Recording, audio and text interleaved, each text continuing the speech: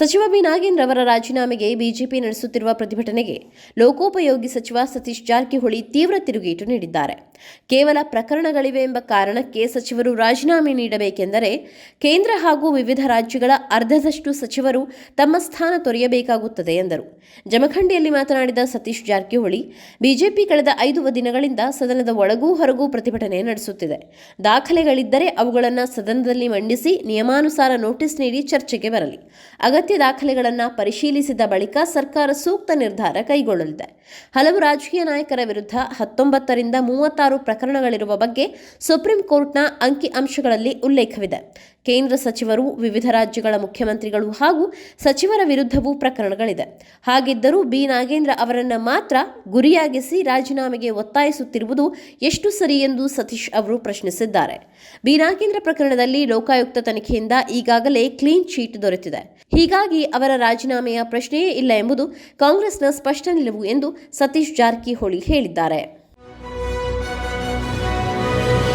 ಮುಳಬಾಗಿಲು ತಾಲೂಕಿನ ಅಹಿಂದ ಚಳವಳಿಯ ಪದಾಧಿಕಾರಿಗಳ ತಂಡ ಬೆಂಗಳೂರಿನಲ್ಲಿ ಮಾಜಿ ಮುಖ್ಯಮಂತ್ರಿ ಸಿದ್ದರಾಮಯ್ಯ ಅವರನ್ನ ಭೇಟಿಯಾಗಿ ಸಮುದಾಯದ ಸಬಲೀಕರಣಕ್ಕೆ ಸಂಬಂಧಿಸಿದಂತೆ ಹಲವು ಮನವಿಗಳನ್ನು ಮಾಡಿದೆ. ಸಿದ್ದರಾಮಯ್ಯ ಅವರ ಕಚೇರಿಯಲ್ಲಿ ನಡೆದ ಈ ಭೇಟಿಯ ವೇಳೆ ತಾಲೂಕು ಮಟ್ಟದಲ್ಲಿ ಅಹಿಂದ ಸಂಘಟನೆಯನ್ನ ಮತ್ತಷ್ಟು ಬಲಪಡಿಸುವ ಅಗತ್ಯದ ಕುರಿತು ಮುಖಂಡರು ಚರ್ಚಿಸಿದರು.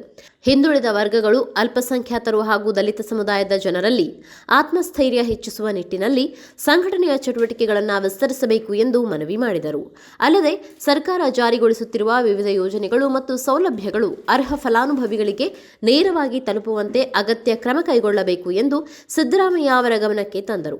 ವಿಶೇಷವಾಗಿ ಗ್ರಾಮೀಣ ಭಾಗದ ಶೋಷಿತ ಹಾಗೂ ಹಿಂದುಳಿದ ಸಮುದಾಯಗಳ ಸಾಮಾಜಿಕ ಮತ್ತು ಆರ್ಥಿಕ ಅಭಿವೃದ್ಧಿಗೆ ಹೆಚ್ಚಿನ ಆದ್ಯತೆ ನೀಡಬೇಕು ಎಂದು ಮುಖಂಡರು ಒತ್ತಾಯಿಸಿದ್ದಾರೆ. ವಿಶೇಷವಾಗಿ ಗ್ರಾಮೀಣ ಭಾಗದ ಶೋಷಿತ ಹಾಗೂ ಹಿಂದುಳಿದ ಸಮುದಾಯಗಳ ಸಾಮಾಜಿಕ ಮತ್ತು ಆರ್ಥಿಕ ಅಭಿವೃದ್ಧಿಗೆ ಹೆಚ್ಚಿನ ಆದ್ಯತೆ ನೀಡಬೇಕು ಎಂದು ಮುಖಂಡರು ಒತ್ತಾಯಿಸಿದ್ದಾರೆ. ಮನವಿ ಸ್ವೀಕರಿಸಿದ ಸಿದ್ದರಾಮಯ್ಯ, ಅಹಿಂದ ಚಳುವಳಿಯ ಮೂಲ ಆಶಯವೇ ಶೋಷಿತ ಹಾಗೂ ಹಿಂದುಳಿದ ಸಮುದಾಯಗಳ ರಕ್ಷಣೆ ಮತ್ತು ಸಾಮಾಜಿಕ ನ್ಯಾಯವನ್ನು ಖಚಿತಪಡಿಸುವುದಾಗಿದೆ ಎಂದು ಹೇಳಿದರು. ಮುಳಬಾಗಿಲು ಭಾಗದ ಅಹಿಂದ ಸಮುದಾಯದ ಜನರಿಗೆ ಸಾಮಾಜಿಕ ನ್ಯಾಯದ ಜೊತೆಗೆ ಆರ್ಥಿಕವಾಗಿ ಬಲ ತುಂಬುವ ನಿಟ್ಟಿನಲ್ಲಿ ಕೆಲಸ ಮಾಡಬೇಕು ಎಂದು ಸಲಹೆ ನೀಡಿದರು. ಈ ಸಂದರ್ಭದಲ್ಲಿ ರಾಜ್ಯ ಜಂಟಿ ಮುಖ್ಯ ಸಂಚಾಲಕ ಎನ್ ವೆಂಕಟೇಶ್ ಗೌಡ, ರಾಜ್ಯ ಸಂಚಾಲಕ ಕಾರ್ಗಿಲ್ ವೆಂಕಟೇಶ್, ಜಿಲ್ಲಾ ಮುಖ್ಯ ಸಂಚಾಲಕ ಮಹಮ್ಮದ್ ಜವಿಯುಲ್ಲಾ ಹಾಗೂ ಪಾಲೂರು ರಂಗನಾಥ್ ಸೇರಿದಂತೆ ಹಲವು ಮುಖಂಡರು ಉಪಸ್ಥಿತರಿದ್ದರು. ತಮಿಳುನಾಡು ರಾಜಕೀಯದಲ್ಲಿ ಹೊಸ ಪಕ್ಷವಾಗಿ ವೇಗವಾಗಿ ಬೆಳೆಯುತ್ತಿರುವ ನಟ ವಿಜಯ್ ನೇತೃತ್ವದ ತಮಿಳಗ ವೆಟ್ರಿ ಕಳಗಂಗೆ ಇದೀಗ ಮತ್ತೊಬ್ಬ ಹಿರಿಯ ನಟನ ಸೇರ್ಪಡೆಯಾಗಿದೆ. ಬಿಜೆಪಿಯ ಕೇರಳ ಬಿಜೆಪಿ ಉಪಾಧ್ಯಕ್ಷ ಸ್ಥಾನಕ್ಕೆ ರಾಜೀನಾಮೆ ನೀಡಿದ್ದ ನಟ ದೇವನ್ ಇದೀಗ ಟಿವಿಕೆ ಪಕ್ಷಕ್ಕೆ ಸೇರ್ಪಡೆಯಾಗಿದ್ದಾರೆ. ಬಿಜೆಪಿಯ ರಾಜಕೀಯ ವಿಧಾನಗಳು ಶ್ರೀನಾರಾಯಣ ಗುರುಗಳ ಆದರ್ಶಗಳಿಗೆ ಹೊಂದಿಕೆಯಾಗದ ಕಾರಣ ಪಕ್ಷ ತೊರೆದಿರುವುದಾಗಿ ದೇವನ್ ತಿಳಿಸಿದ್ದಾರೆ. ಕೇರಳದ ಹಲವು ಯುವಕರು ಕೂಡ ಪರ್ಯಾಯ ರಾಜಕೀಯವನ್ನ ಎದುರು ನೋಡುತ್ತಿದ್ದಾರೆ. ಈ ಹಿನ್ನೆಲೆಯಲ್ಲಿ ವಿಜಯ್ ಅವರ ರಾಜಕೀಯ ದೃಷ್ಟಿಕೋನಕ್ಕೆ ಬೆಂಬಲ ನೀಡುವುದಾಗಿ ಅವರು ಹೇಳಿದ್ದಾರೆ. ದೇವನ್ ಅವರನ್ನ ಕೇರಳದಲ್ಲಿ ಟಿವಿಕೆಯ ಪ್ರಮುಖ ಜವಾಬ್ದಾರಿಗೆ ನೇಮಿಸುವ ಸಾಧ್ಯತೆ ಇದೆ ಎನ್ನಲಾಗಿದೆ.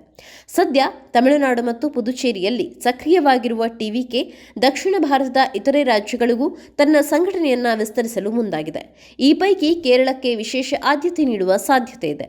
ಬಿಜೆಪಿ ತೊರೆದ ಕೆಲವೇ ದಿನಗಳಲ್ಲಿ ದೇವನ್ ಟಿವಿಕೆ ಸೇರ್ಪಡೆಯಾಗಿರುವುದು ಇದೀಗ ರಾಜಕೀಯ ವಲಯದಲ್ಲಿ ಗಮನ ಸೆಳೆದಿದೆ.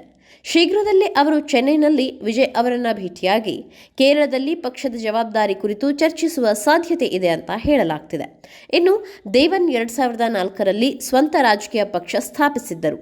ಬಳಿಕ 2021ರಲ್ಲಿ ಅಮಿತ್ ಶಾ ಅವರೊಂದಿಗೆ ಮಾತುಕತೆ ನಡೆಸಿ ತಮ್ಮ ಪಕ್ಷವನ್ನ ಬಿಜೆಪಿಯೊಂದಿಗೆ ವಿಲೀನಗೊಳಿಸಿದ್ದರು. ಮಲಯಾಳಂ ಚಿತ್ರರಂಗದಲ್ಲಿ 200ಕ್ಕೂ ಹೆಚ್ಚು ಸಿನಿಮಾಗಳಲ್ಲಿ ನಟಿಸಿರುವ ದೇವನ್ ಇದೀಗ ವಿಜಯ್ ಅವರ ಪಕ್ಷಕ್ಕೆ ಸೇರ್ಪಡೆಯಾಗಿರುವುದು ಟಿವಿಕೆಗೆ ಕೇರಳದಲ್ಲಿ ಸ್ಟಾರ್ ಬಲ ನೀಡಿದಂತಾಗಿದೆ. ಅದು ಅಮೆರಿಕದ ಭಾಗ. ಇರಾನ್ಗೆ ಅಮೆರಿಕದ ಖಡಕ್ ವಾರ್ನಿಂಗ್. ಅಮೆರಿಕ ಅಧ್ಯಕ್ಷ ಡೊನಾಲ್ಡ್ ಟ್ರಂಪ್ ಹಾಗೂ ಇರಾನ್ ನಡುವಿನ ಹಾರ್ಮುಜ್ ಜಲಸಂಧಿ ವಿವಾದ ಮತ್ತಷ್ಟು ತೀವ್ರಗೊಂಡಿದೆ. ಹಾರ್ಮುಜ್ ಜಲಸಂಧಿ ಅಮೆರಿಕದ ಭಾಗವಾಗಿದೆ ಎಂದು ಟ್ರಂಪ್ ಮತ್ತೊಮ್ಮೆ ಹೇಳಿದ್ದು, ಜಲಸಂಧಿ ಮೇಲಿನ ನಿಯಂತ್ರಣದ ವಿಚಾರದಲ್ಲಿ ತಮ್ಮ ಕಠಿಣ ನಿಲುವನ್ನು ಮುಂದುವರೆಸಿದ್ದಾರೆ. ತಮ್ಮ ಸಾಮಾಜಿಕ ಮಾಧ್ಯಮ ಖಾತೆಯಲ್ಲಿ ಪೋಸ್ಟ್ ಮಾಡಿರುವ ಟ್ರಂಪ್, ಹಾರ್ಮುಜ್ ಜಲಸಂಧಿಯನ್ನ ಹೊಸ ಅಮೆರಿಕನ್ ಭಾಗ ಎಂದು ಗುರುತಿಸಿರುವ ಚಿತ್ರವೊಂದನ್ನು ಹಂಚಿಕೊಂಡಿದ್ದಾರೆ. ಇರಾನ್ನೊಂದಿಗೆ ಅಣು ಒಪ್ಪಂದದ ಸಾಧ್ಯತೆ ಕುರಿತು ಮಾತನಾಡುವ ವೇಳೆ ಜಲಸಂಧಿ ಅಮೆರಿಕದ ಭಾಗವಾಗಿದೆ ಎಂದು ಅವರು ಪ್ರತಿಪಾದಿಸಿದ್ದಾರೆ. ಅಮೆರಿಕದ ನೌಕಾಪಡೆ ಇದುವರೆಗೆ ಹಾರ್ಮುಜ್ ಜಲಸಂಧಿ ಮೂಲಕ ಸಾಗಿದ 1,000ಕ್ಕೂ ಹೆಚ್ಚು ಹಡಗುಗಳಿಗೆ ಭದ್ರತೆ ಒದಗಿಸಿದೆ ಎಂದು ಟ್ರಂಪ್ ಹೇಳಿದ್ದಾರೆ. ಮೇ ತಿಂಗಳಿನಿಂದ ಸುಮಾರು 1,300 ವಾಣಿಜ್ಯ ಹಡಗುಗಳಿಗೆ ಅಮೆರಿಕ ಪಡೆಗಳು ಭದ್ರತೆ ನೀಡಿದೆ ಎಂದು ಅಮೆರಿಕದ ಸೆಂಟ್ರಲ್ ಕಮಾಂಡ್ ಮಾಹಿತಿ ನೀಡಿದೆ. ಆದರೆ ಟ್ರಂಪ್ ಹೇಳಿಕೆಯನ್ನ ಇರಾನ್ ತೀವ್ರವಾಗಿ ಖಂಡಿಸಿದೆ. ಅಮೆರಿಕ ತನ್ನ ಆಕ್ರಮಣಕಾರಿ ಧೋರಣೆಯನ್ನ ಬದಲಾಯಿಸಬೇಕು, ಇಲ್ಲವಾದರೆ ಹಾರ್ಮುಜ್ ಜಲಸಂಧಿ ಮತ್ತೆ ತೆರೆಯುವುದಿಲ್ಲ ಎಂದು ಇರಾನ್ನ ರಾಷ್ಟ್ರೀಯ ಭದ್ರತಾ ಮಂಡಳಿ ಕಾರ್ಯದರ್ಶಿ ಮೊಹಿನ್ ರಜಾಯಿ ಎಚ್ಚರಿಸಿದ್ದಾರೆ. ಓಮನ್ ಮತ್ತು ಇರಾನ್ ನಡುವೆ ಇರುವ ಹಾರ್ಮುಜ್ ಜಲಸಂಧಿ ಜಾಗತಿಕ ಇಂಧನ ಪೂರೈಕೆಯ ಪ್ರಮುಖ ಮಾರ್ಗವಾಗಿದೆ. ಹೀಗಾಗಿ ಅಮೆರಿಕ ಇರಾನ್ ನಡುವಿನ ಈ ಸಂಘರ್ಷ ಜಾಗತಿಕ ತೈಲ ಮಾರುಕಟ್ಟೆ ಹಾಗೂ ಸಮುದ್ರ ಭದ್ರತೆ ಬಗ್ಗೆ ಆತಂಕ ಹೆಚ್ಚಿಸಿದೆ.